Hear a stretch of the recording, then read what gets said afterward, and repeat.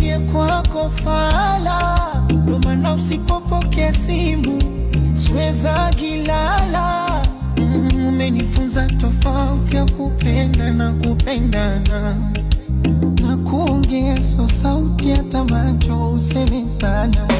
Na mapenzi yanataka imara kuaminiana, na mikwako sina shaka ewa utachofanya.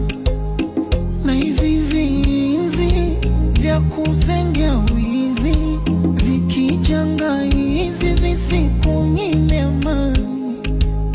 Lala usingizi upepo parizi, mie mambo ya uzinzi ya kuvya